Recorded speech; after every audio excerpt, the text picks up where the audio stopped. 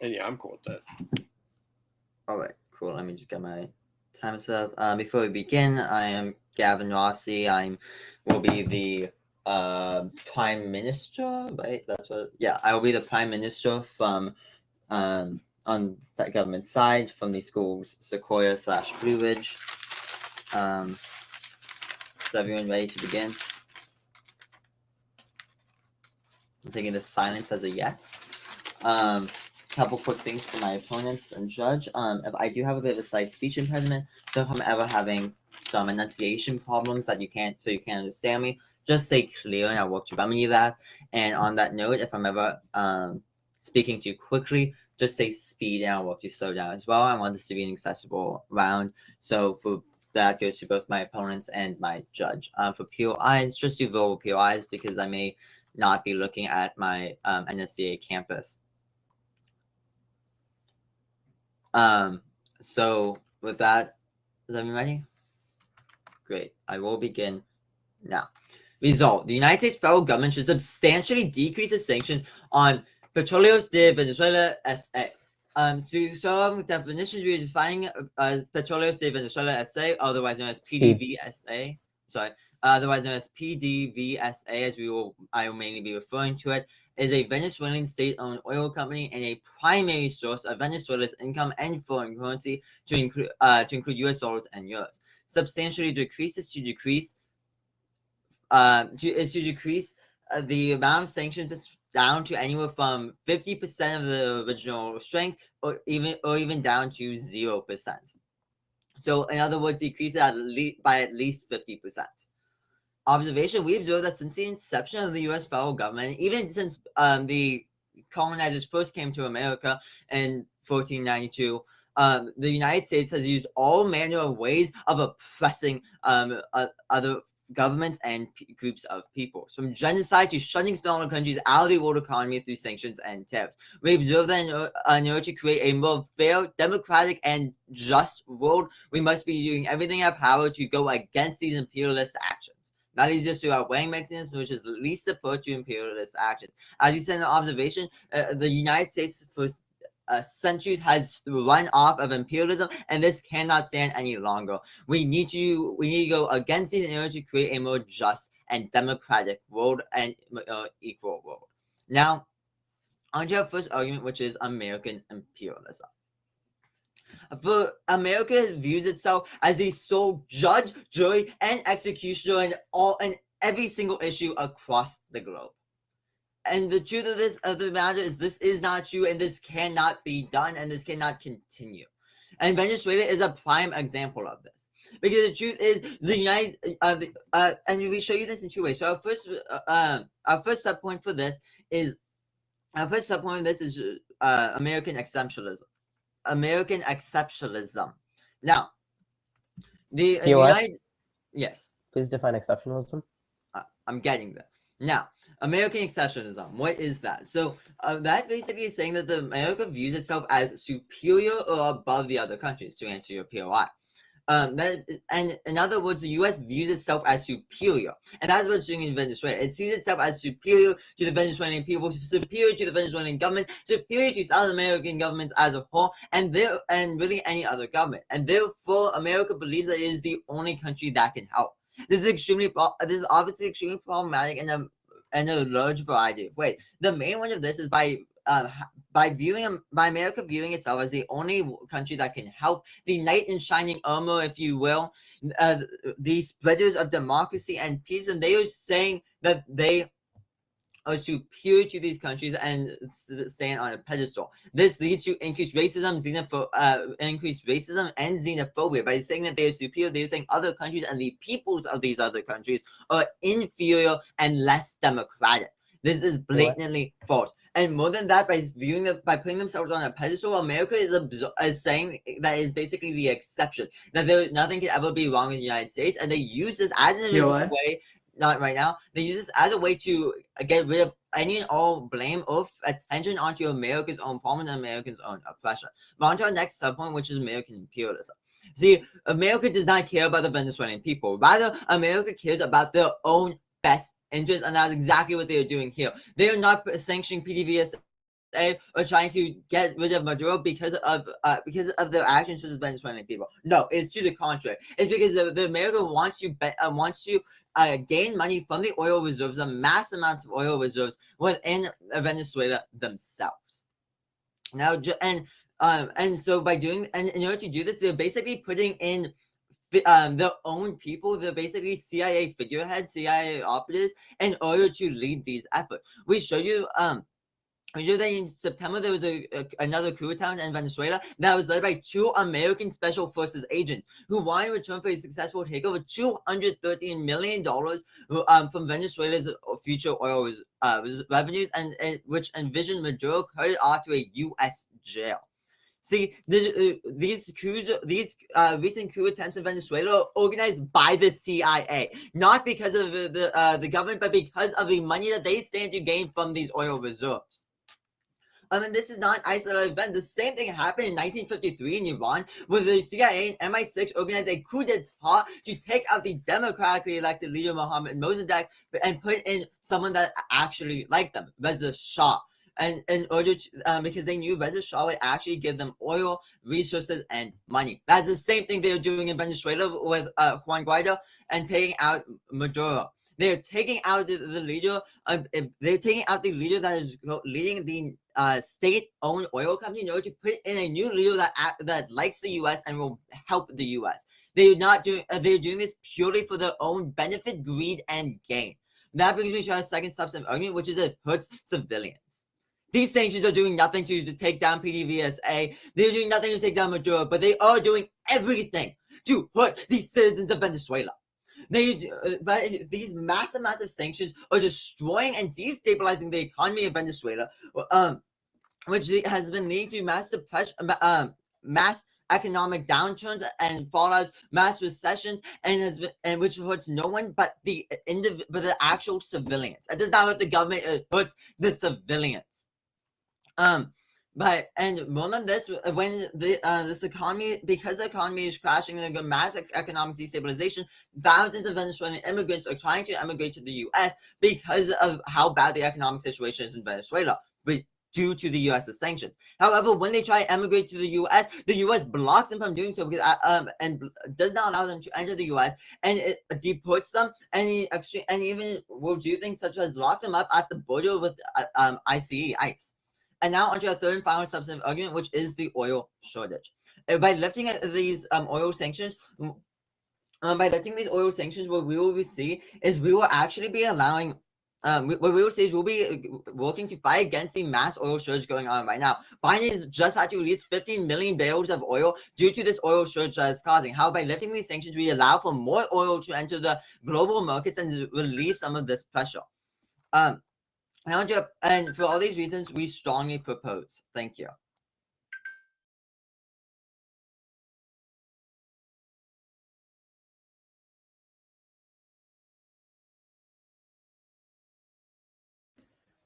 Okay, I guess I can go ahead and start. Correct? Okay. So in our topic, I would like to define sanctions. Sanctions is a penalty for disobeying a law or rule. So anyone receiving a sanction is anyone who is disobeying the law. Second, these sanctions are freezing individual accounting assets who pose a threat to the Venezuelan people. These people are destroying the economy. These are Maduro's men. Maduro has destroyed the economy. There have been protests for the Venezuelan people since 2014, 2017. These sanctions have been in place because of these protests by the Venezuelan people. If you're arguing that the Venezuelan people don't want this, the protests were by the Venezuelan people. Second, let me address the fact that there are many other countries that agree with this. The European Union, Canada, Mexico, Panama, and Switzerland all agree with the US. They're all placing sanctions on Venezuela.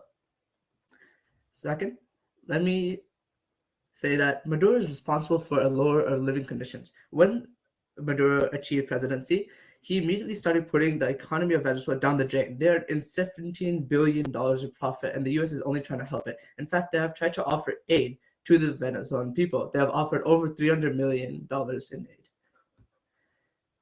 Let me also say that Maduro made a false constituent assembly, in which he placed all of his men. A constituent assembly is meant to revise or draft a constitution, meaning that with all his men, he can propose a constitution which he wants, meaning that he has the absolute power over the people once he drafts his constitution. Maduro's dictatorship actually deprived the Venezuelan people of food, medicine, and imprisoned democratically elected opposition, and violently suppressed the freedom of speech. The regime's decision to create an illegitimate constitution assembly, and most recently to have that body usurp the powers of the democratically elected National Assembly, represents a fundamental break in Venezuela's legitimate constitutional order. Yep. How does making people's ability to buy basic needs harder actually help them? Well, the sanctions don't do anything about that. The sanctions are only against people who've done anything illegal. So if you're doing anything illegal, you should not be doing that in the first place. So that is the answer to your question. They're only against people who are doing anything illegal. Second, if we remove these sanctions, Venezuela will internally collapse. Venezuela is weak as it is right now. But with these sanctions, at least there's a bit of order. If the US removes these sanctions, along with other countries, the internal governments, which are a dictatorship, will absolutely conquer and impose an absolute rule over the people of Venezuela. POI. Yep. What is the Petróleos de Venezuela SA? It is a petroleum company, I believe, in Venezuela. It is a oil mining company, I believe. I'll get back to that if I remember later. Okay. But these sanctions are meant to impose a standard of living in Venezuela. Even if these aren't placed directly on the regular people of Venezuela, these sanctions are at least imposing a sense of order somewhere in this lost country. POI? I'll get back to you later. So Venezuela is actually reported to be against anti-terrorism. The US's sanctions have been trying to protect that. In fact, the US's sanctions for the petroleum company have been, in fact, imposing that the monies received from there are spent well on the people. This money is meant to be directed towards the people and not to the bank account of Maduro. And these sanctions are also meant to increase Venezuela's imports. Right now, Venezuela's imports have no order, and they have been decreasing since Maduro's rule. And this is why they're actually in $17 billion of debt. This is Maduro's fault. US sanctions are trying to improve their economy. So these sanctions are meant to improve the standard of living, which will improve all of Venezuela. And that is why the US placed these sanctions. Thank you.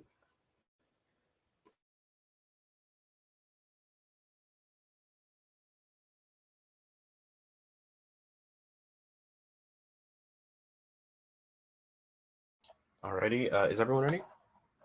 Awesome. In that case, allow time to begin now. First off, starting with top of case, as I did not hear another weighing mechanism, we must be going under, as previously stated by my partner, again, least support to the imperialist actions, as my partner already stated. Now, moving forward. My opponent talked in their last speech, going on to actually first defend my speech. My opponent talked about our speech, saying how these actual sanctions are actually going against just the people who are doing illegal things in my opponent's world. Please. What did you say? Speed. Oh, sorry. My opponent talks about how these sanctions are only going against people who have quote unquote broken the law, people who are quote unquote doing bad things. We must understand in today's debate, as my opponents would go as far as to call Venezuela a lawless country, we must understand in today's debate whose law? The US? Because the US is not the world police. The US is not the people who are in charge of making sure every country is quote unquote following the law. I'll take your POI. Who's making the laws of Venezuela? First of all, we must understand is my point on the laws that are being broken, quote unquote, in Venezuela are, again, countries make their own laws. A country is its own independent country or state. It is its own individual place. Okay, so when America decides to sanction them because they quote unquote broke the law in my opponent's world, what we must understand is there is no set law that these people are breaking. I encourage my opponents to answer the question of exactly what law did the Venezuela break that it required these sanctions. I want to know exactly the law. But now moving on, let me slow down a bit.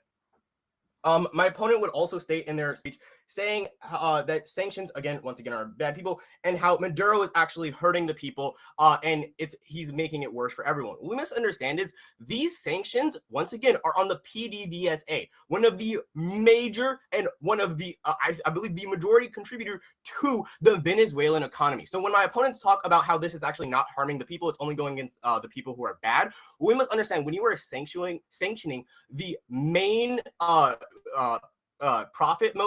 the main profit of a country, the main ability for an economy to actually run, you are in fact hurting the people. People's basic needs, basic ability to actually get things are much harder because, again, this oil is sanctioned. You're literally hurting the people.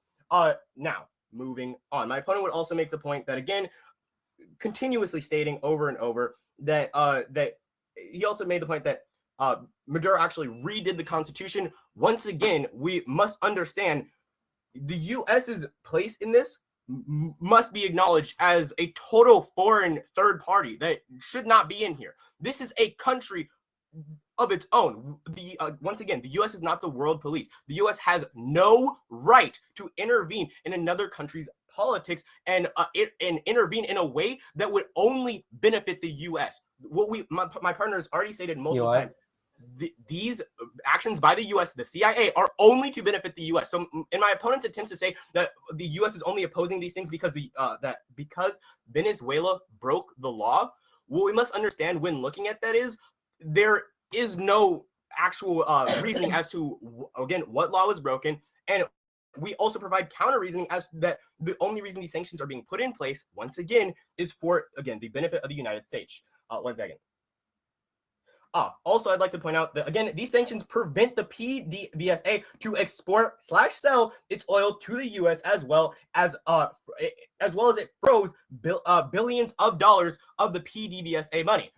As we also can see from another thing,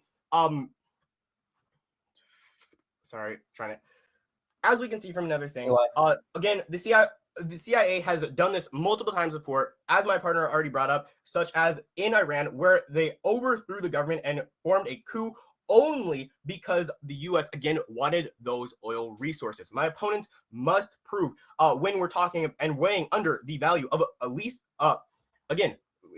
least support to imperialist actions. Why again should America, who has global hegemony, have the ability to actually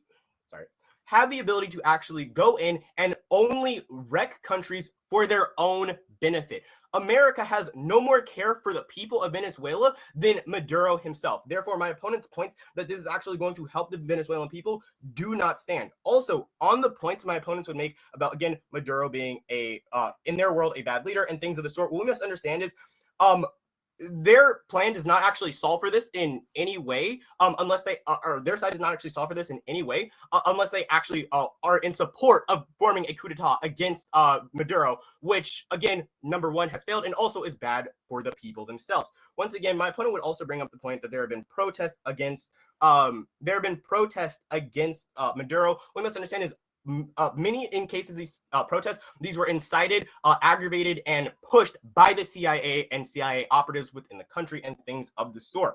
So when looking at this as a total, we also must understand that these sanctions do not do anything to take out Maduro or to help the civilians. They do nothing but harm the people of Venezuela. And like I already stated, once again, if my opponents are to harp on this, there are two major points of of Venezuela being quote unquote breaking the law, and how this is actually better for the civilians and actually benefiting everyone, and how Maduro is harmful to civilians. We must understand my opponent's points on Maduro being harmful to the civilians is a mute point, but not only that, we must understand that, again, they do not solve for Maduro, and the laws that they are saying that America has quote unquote broken are non-existent. America, once again, is not the world government, is not the world police. They have no right to do these things. I also must urge and point out the fact that in my opponent's examples of countries that are quote unquote sanctioned Venezuela, 90% of those were Western countries and things of the sort.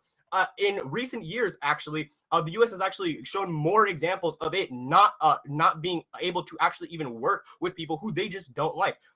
Just a quick thing: the U.S. and the U.K. continue to cling to the now globally desecrated myth of the freedom fighter, his country, or things of the sort. What we must understand is at a summit in America, Biden actually refused to let in countries such as Mexico, Bolivia, Honduras, Guatemala, and largely refused to actually work with Biden, actually, because he refused, again, to invite Cuba, Nicaragua, and Venezuela. Those are the three countries he actually refused to bring to a summit when talking about these things and sanctions of the and things of the sort, because the U.S. just quote unquote does not approve of these people being in government. This has nothing to do with the people of Venezuela. The U.S. only works for its own profit. So for all of the reasons I've already stressed, we must still strongly stand on the side that will no longer allow the Venezuelan people to be oppressed by these foreign sanctions. Thank you.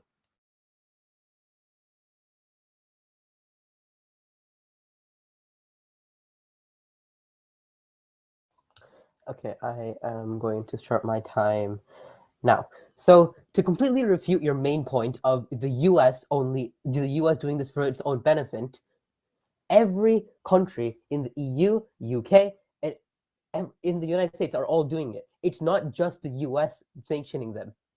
And you said, if I remember correctly, you said that only Western countries were doing it.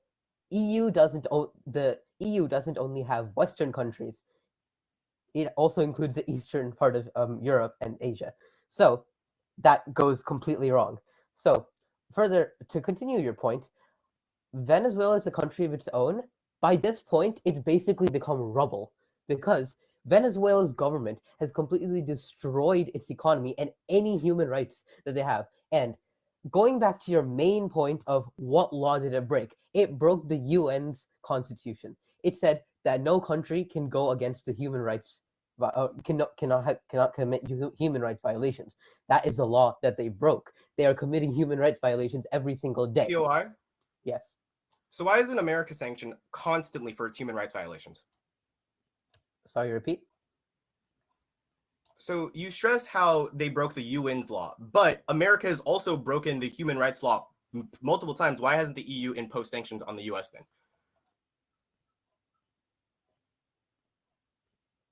I will come back to you with that question. Continuing,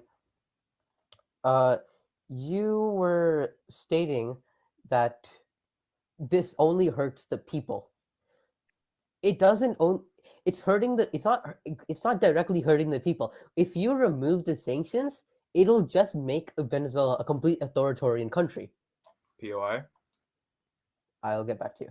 So it'll become an authoritarian country because the sanctions right now are controlling Maduro and its people to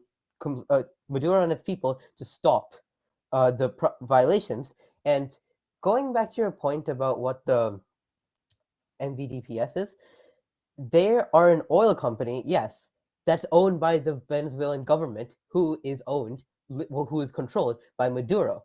So Maduro is controlling these POI. people. Sure, go for it. How does hurting a country's entire economy not hurt civilians? It's not the one that's directly hurting the economy either way. If it's just Maduro left to his own, it would become an authoritarian country. We're not just talking about economy here. Economy isn't the most important thing out of everything. The human rights itself is a very important subject here. So removing the sanctions is going to remove any chance at not establishing a solid base to stop humanitarian action, to stop against humanitarian action. And you had another POI? Earlier. Okay, so you're saying that you agreed with us earlier in your statement that Maduro is a dictator. Maduro is literally forcing his ideals onto the people of Venezuela, which is literally what the U.S. is trying to stop. We are trying to fight not only for the economy. Yes, the economy is in crumble, but No, not right now. So the economy is already crumbling under Maduro's rule because he's taking the money like illegitimately because he has a constituent assembly that can't revise any constitution or any laws that are passed.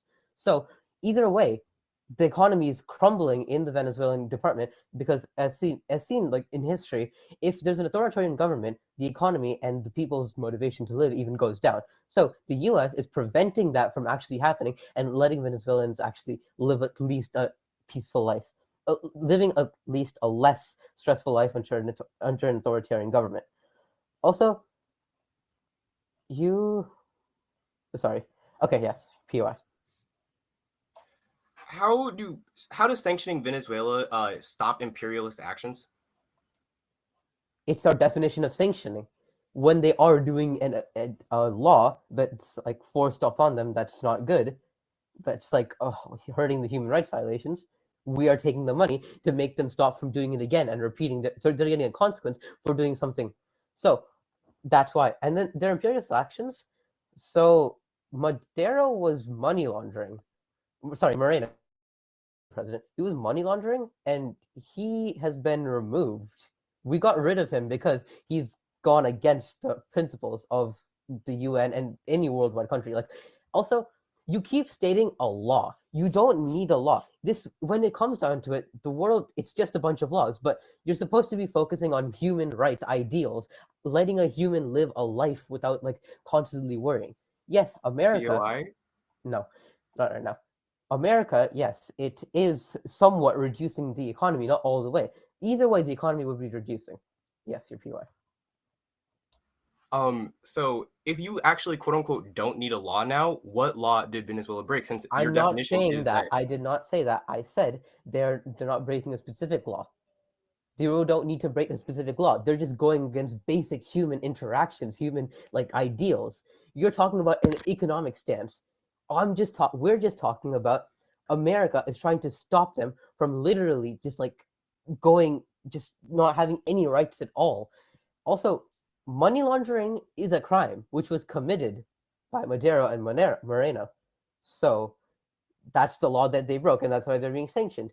So, and any law, anything that's seen by the U.S. officials in Venezuela that's against any like actions against like human rights, like basic human rights, they're sanctioning against that so they can stop it.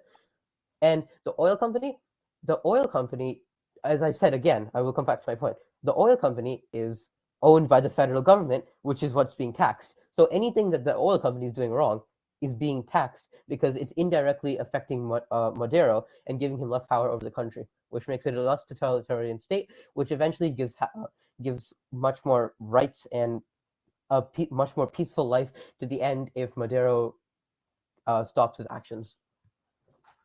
And the U.S. is trying to stop his actions and bring a peaceful ending, at least in any forceful manner, while other countries just sit around. U.S. isn't trying to be the forceful state. It is going along with the other countries that are also trying to make an attempt to stop this evil that is happening in Venezuela currently. Thank you.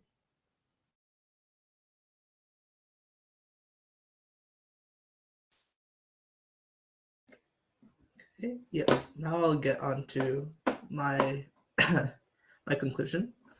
So I want to conclude that US is not the only one. We are trying to protect basic rights along with so many other countries like the EU. Okay, we are trying to protect basic human rights, which every person should have a right to. I agree. We made mistakes in the past, but we are trying to correct them. There have been so many protests that the US is trying to protect. Okay, I mean not protect, that we're trying to follow, and we're trying to go for basic rights. We're doing what we can. Okay, that is our goal, that we turn into a nation which follows and protects human rights. Next, let's move on to the fact that Maduro was, in fact, breaking the law by making a constitutional assembly that was full of his people and not the people's pick. And let's also move on to the point that yes, they were breaking laws. Money laundering is a law. Yeah. So this is a law that's broken. They're laundering billions of dollars from the people. If this is laundered from the treasury of Venezuela, this directly impacts the people. They are taxed more, and this decreases the amount of income that they can get, and this decreases the standard of living. So this oil company, which we are sanctioning, directly gets rid of Maduro. Maduro was supporting this. He was getting money from this. By sanctioning this, we are getting rid of some of his income and trying to make him less powerful. With less power, he can't control the people as much, and now the people can finally have a chance to have their own democratic government. Again, the US is trying to follow basic human rights. We want everyone to have the freedom of speech. We want everyone to be able to have basic needs. For example, like at least have hospitals, even if it's not free healthcare, have hospitals which you can go to. Which, with the US sanctions, we are making possible because while directing money away from Maduro, we are putting the money back into the people. We're investing back in the people. We're doing all this. It's not just us though. European Union, Panama, and other countries are doing this. Why? Because we believe in human rights. The US is not benefiting from these sanctions. We are, in fact, losing money. We're giving aid. We are giving away stuff. We are helping them. We are not benefiting from this. Maybe we have a better relationship with them in the future, but that's all. That is my conclusion. Thank you. All right, is everybody ready? Cool. The things I said about speed and clear, so apply to the speech. And hold on, you time it right. Quick off-time roadmap. I'll be going over some major areas of clash as well as some major areas of weighing to conclude today's debate. Now, my 5 minutes begin now. So starting off with the most and major part of clash of today's round, which is who is helping the people. The government side the opposition side has said that these sanctions are helping the people by stopping Maduro from being even more authoritarian, by stopping Maduro in general. While on the opposition side, we have said that no, these sanctions are doing nothing but hurting the people by destroying the economy. Now, to get a little bit more into this. See, the United States has had these sanctions on the Venezuela for a number of years now. These are not new sanctions whatsoever. These are not new sanctions whatsoever. Rather, these sanctions have been going on against the PDVSA. And the reason that's significant is because we can look at the effects of these sanctions today and how we can look at what these sanctions have done. And what they have done is not take Maduro out of power, not keep Maduro from being authoritarian, not do anything against Maduro or the Venezuelan government. Rather, what they have done is harm the civilians. Because as my partner and I have said time and time again throughout today's round, that the PDVSA is the largest part of the Venezuelan economy. It is the bulk majority of their economy. It's the primary source of Venezuela's income. And by doing these mass sanctions on the company, by banning exports of their oil, as well as by freezing billions of dollars of their money, what that's caused is a complete decrease and destabilization of the Venezuelan economy. Now, the reason this is so important is because this destabilization of the economy is not hurting Maduro. No, it is hurting the average Joe. It is hurting the civilians of Venezuela. It is hurting the civilians of Venezuela, not Maduro. It's hurting them so much that it's causing thousands and thousands of Venezuelan immigrants to try to emigrate to the U.S. And how does the U.S. respond? By deporting them, detaining them, and full-on rejecting them. That is the U.S.'s response. Because at the end of the day, the U.S. does not care about the civilians of Venezuela. They care about their own benefit. Our opponents have shown us no reason, no logical reason or real-world examples of how these sanctions have helped the civilians of Venezuela or how these sanctions have actually stopped Maduro. And while instead we show you that these sanctions are only harming the civilians and only destroying the economy, the already unstable economy of Venezuela, which hurts the civilians and makes it so they cannot afford food. It pushes them into recessions and depressions. But now on to the next major point of clash, which is this issue of imperialism. First, we show you that our observation and weighing mechanism, which is about the our weighing mechanism is the our weighing mechanism is least support to imperialist actions and decreasing of imperialist actions. This weighing mechanism has gone completely unopposed. Our opponents have never viewed this weighing mechanism, nor have they offered their own weighing mechanism. It is due to that our weighing mechanism still stands and is the one we must be weighing this debate under. And we show you that our side is the only one that upholds this weighing mechanism. See, because we show you that these sanctions are just another example of U.S. and Western imperialism. Our opponents talk about the EU and the UK and say that these aren't Western. They are. Western does not just mean the Western Hemisphere. Every single country in the EU is a Western nation. That is the definition of Western. But I digress. The point of this is these sanctions are just another example of American and Western imperialism and exceptionalism. Is the United States saying that they are better, they are superior to all other countries, and that they are judge, jury, and executioner. By doing this, not only are they imposing their beliefs, their values, and their laws onto other countries, not only are they deeming these other countries lawless, as our opponents call Venezuela, but not only are they calling these other countries lawless or savage or undemocratic, but in addition to this, it's also them taking it. It's also them putting themselves on a pedestal. So it's the America, by having America's by America putting these sanctions on Venezuela, America is putting itself on a pedestal that is untouchable. Therefore, no one can go against America. No one can go against America's own human rights abuses. They're saying that they are an exception to the rule, and that is why human rights abuses and oppression has been able to run so rampant in the United States. And our opponents did not respond to any of our POIs about this. Nor our statements made about this in our first contention. But now, to finish off today's debate, our third substantive argument, which is about the national oil shortages, has gone completely unresponded to this entire debate. Now, it's because we show you that these sanctions are doing nothing but hurting the Venezuelan citizens, helping America's own greed and furthering the global oil shortages that we strongly propose. Thank you.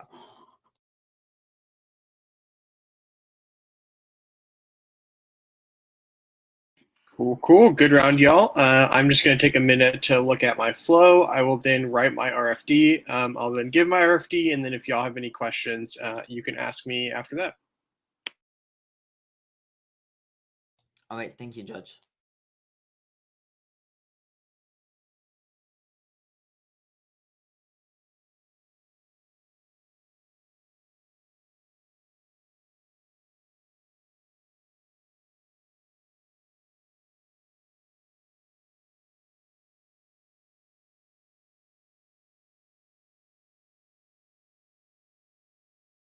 All right, y'all. I just finished up with my RFD. Are y'all all good to go?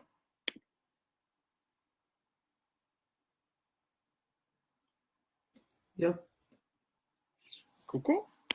Alrighty, good round, y'all. I ended up voting app in this debate, and here's why. So the first layer that I work through in evaluating this debate is the paradigmatic framing layer, or in other words, which mechanism guides my evaluation of the round, and thus prioritization of offense in doing so. By the end of the block in the PMR, I end up evaluating that the app is pretty far ahead on this question, or more specifically, that my evaluation of the round is guided by voting for the team that best resists imperialism. I conclude this is true because while I do think that the 1AC needs to be justifying this framing mechanism, i.e. reading impact justifications as to why resisting imperialism is a prior question, or why imperialism outweighs all other offense, as right now in the 1AC it's just a claim without warrants. The LOC concedes it and the MG extends it. Given this fact and the fact that the MO does not read new offense against this 1AC framing mechanism or a new weighing mechanism that is weighed and justified in reference to my ballot, it means that the PMR is correct, that the 1AC weighing mechanism is conceded as the only weighing mechanism that can weigh in my evaluation of the round. I.e., since it's conceded by the LOC and block and extended by the MG and PMR, it is justified as the weighing mechanism for my evaluation of this round on strength of link. The only response that I get to this 1AC weighing mechanism from the MO is this argument as to how Moreno was money laundering and, quote, we removed him. Beyond this just being a clear defense of U.S. imperialism, I'm unsure, and it is unexplained by the block as to how this argument answers the 1AC framing mechanism. In other words, even if it's true that Moreno was money laundering, how does that respond to a justification that resisting imperialism should frame the round? It doesn't, and that work is not done by the block. So especially given the blatant U.S. monopoly capitalist and thus imperialist content of this argument, I'm not willing to fill in that function of this argument for the negative. At this point in working through the round, then, it means that my ballot and thus which team I vote for is determined on which team is better resisting imperialism. Given this, all I have to do is resolve given this, all I have to do to resolve the round under this framework is resolve whether the PMR is resolving link uniqueness to any of its offense, or in other words, if the PMR is winning that U.S. monopoly capitalist sanctions on the PDVSA are imperialist and or the LOC is being imperialist. The reason this is true is because in the offense the block is collapsing to, there is no internal link claim that is made as to how winning this offense best resists imperialism or indicates that the 1AC is being imperialist. The only argument that is gone for by the bloc is this argument that Maduro is, quote, authoritarian and, quote, violating human rights. Even if I were to resolve 100% link uniqueness to the bloc getting access to this argument by the end of the PMR, it A, is a pretty clear defense of Yankee imperialist propaganda, i.e. ideological defense for monopoly capitalist exploitation of the Latin American proletariat and peasantry, Venezuelan or otherwise. B, it is not explained by the bloc as to how U.S. monopoly capitalist sanctions against Maduro is some twisted and phony form of anti-imperialism, or how the 1AC attempting to reverse such is also imperialist in a similarly phony way. Thus, even if I were to resolve that the bloc is winning this offense that they are collapsing to, it would be irrelevant to my evaluation of the round, as per the PMR resolving the framework in their favor that is determined by the team that best resists imperialism. So I then work through the offense the PMR is collapsing to, and I think that I can resolve the debate in favor of the 1AC in multiple ways. First, I start on the affirmative. There's the extension of this warrant. It's like the B point under the first sub-point about U.S. exceptionalism that specifically says that as sort of proven by the fact that the PDV is like the primary like oil company within Venezuela, it means the only reason that, you know, U.S. Imperialism is leveraging sanctions into it is in order to like generate capital from the oil that is being produced by the PDVSA and thus Venezuela. This argument is conceded and extended by the PMR. That's sufficient to justify that thus the sanctions are imperialist, because that is just the definition of imperialism, i.e. foreign monopoly capital owning the economy and economic production of, you know, nations and economies in the colonies and semi-colonies. That argument's conceded, so that in and of itself would be sufficient to vote AF, because even if it's true that the bloc resolves 100% access to their offense as per the PMR framework, that would just outweigh all of that offense. But I think that there are a couple other arguments that the PMR is winning that also sufficiently trigger this. First, I looked at this argument that the PMR is making in response to this sort of first sort of like definition point that the bloc or that the LOC makes about sanctions, this sort of analysis about how like sanctions are only leveraged against those that are, quote, breaking the law. I think the PMR response to sort of the bloc analysis that, well, actually it's like a question of violating the UN Charter of Human Rights is pretty good, in the sense that there's sort of two pieces of offense that are being made by the PMR here. There's this argument that, you know, this is just US exceptionalism because this sort of positions like US monopoly capitalism and the bourgeoisie as an exception to the rule of human rights, i.e., you know, sort of as the POI points out, the fact that, you know, U.S. monopoly capitalism never has sanctions levied against it for, you know, its continuous social marginalization, social fascism, etc. And there's also this sort of analysis that's kind of an extension of like the ideological component of U.S. exceptionalism that is isolated in the first contention by the affirmative. Nation, like calling like colonial and or colonized and semi-colonized nations like lawless or savage or undemocratic is just an expression of like U.S. imperialist chauvinism and racism. So these are both, again, sufficient reasons as to why that would trigger a vote for the affirmative under the framework. There's also this analysis that says that like there's this like turn that is made by the MG on the LOC that is extended by the PMR that says that, you know, the sanctions prevent the PDVSA from selling oil to other countries and freeze a bunch of his assets, which again is also just the textbook definition of what imperialism is. Monopoly capital owning the economies of, you know, the colonies and semi-colonies. There's also empirical analysis that, you know, this is exactly what U.S. imperialism did to Iran. This is all conceded and by the bloc and extended by the PMR. So I think that's basically how my ballot works out.